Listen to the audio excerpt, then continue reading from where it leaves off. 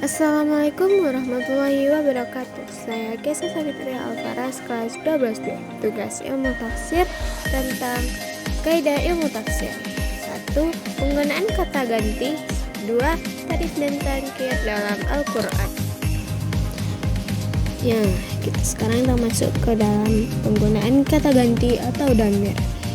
Dhamir merupakan pembahasan yang sangat penting dalam kaidah penafsiran Al-Quran. Fungsi dhamir yang pertama yaitu meringkas bahasa. Contohnya dalam amati Quran Surah Al-Ahzab ayat 35. Yang kedua yaitu memuliakan madul dhamir. Madul atau masya adalah sesuatu yang menjadi tempat kembali dhamir.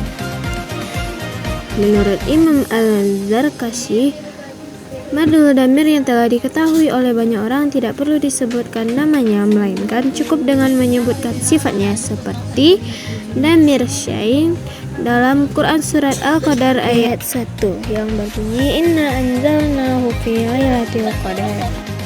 Yang ketiga, mencela madul dhamir, seperti yang terdapat dalam Quran Surat Al-Baqarah ayat 168. Tempat kembali dhamir. Yang pertama, marji' dhamir yang terletak sebelum dhamir. Contohnya, wa na'ada nawuhu. 2. Marji' dhamir terletak setelah dhamir. Contohnya, Quran Surah At-Taha ayat 67 yang berbunyi fa'aujasa fi nafsihi khifatan Musa. Dhamirnya pada fanafsihi kembali pada Musa yang terletak sesudahnya. Yang ketiga, marji' dhamir yang tersembunyi. Contohnya dhamir huwa pada lafal a'dilu huwa aqrabu littaqwa kembali pada kata a'dlu, yaitu keadilan, yang merupakan masdar hasil takwil dari fa'il a'dilu yang disebut sebelumnya. Selanjutnya kita masuk ke dalam ta'rif dan tangkir dalam Al-Quran. Yang pertama yaitu ma'rifah. A. Ta'rif dengan isim dhamir karena keadaan menghendaki demikian, baik dhamir mutakalimin, mutakab gaib. Dalam kaidah bahasa Arab, seluruh dhamir adalah ma'rifah. B. Ta'rif dengan isim alam, yaitu nama yang berfungsi 1. Menghadirkan pemilik nama itu dalam hati pendengar yang bertujuan untuk memuliakan. Terdapat dalam surah Al-Imran ayat 144 yang berbunyi wa ma Muhammadun illa rasul. Yang kedua, penghinaan pemilik nama, terdapat dalam surah Al-Lahab. Yang C yaitu ta'rif dengan isim isyarah atau kata petunjuk berfungsi 1.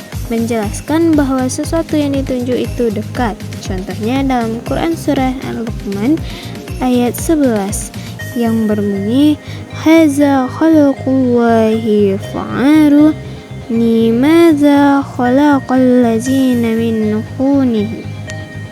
Yang kedua, menjelaskan keadaannya dengan menggunakan kata tunjuk jauh, seperti dalam Quran Surah Al-Baqarah ayat 5 yang berbunyi ulaika ala hudam mir rabbihim wa ulaika humul muflihun. Yang ketiga, menghinakan dengan memakai kata tunjuk dekat, seperti dalam surat Al-Ankabut ayat 64 yang berbunyi wa ma hazi la hayatud dunya illa lahu wa la'ib. Yang keempat, memuliakan dengan memakai kata tunjuk jauh, seperti dalam Quran Surah Al-Baqarah ayat 2 yang berbunyi zala kitabul la raiba fihi hudal lil muttaqin. Yang kelima, peringatan bahwa sesuatu yang ditunjuk itu sangat layak dengan sifat yang disebutkan sesudah isim isyarah. Contoh dalam Quran Surah Al-Baqarah ayat 2-5. Yang D, ta'rif dengan isim mausul yang berfungsi 1. menghindari menyebut nama yang sebenarnya, terdapat dalam surah Al-Ahqaf ayat 11. Yang kedua, menunjukkan arti umum, terdapat dalam surah Al-Ankabut ayat 69.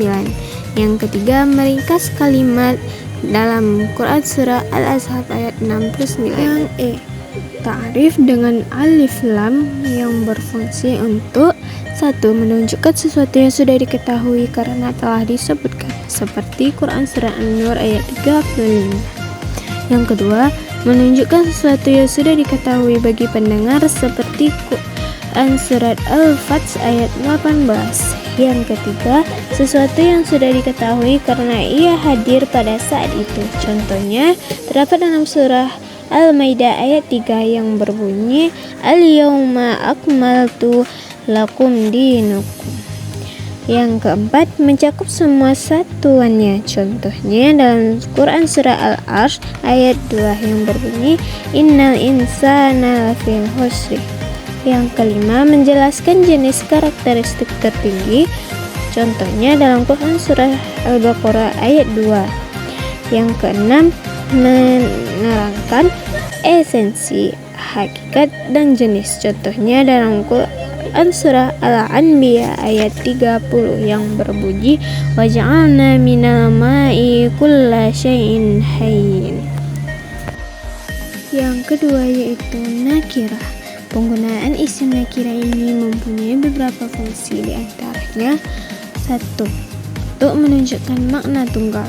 Contohnya dalam Quran surat Yasin ayat 20 yang berbunyi, waja'a min aqsal madinati rajulun syai'an.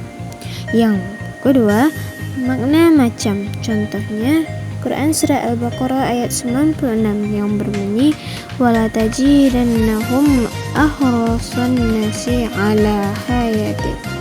Yang ketiga, makna tunggal dan macam sekaligus. Contohnya terdapat dalam Quran surah An-Nur ayat 45 yang berbunyi, wallahu khalaqa kulla dabbatin min ma'i.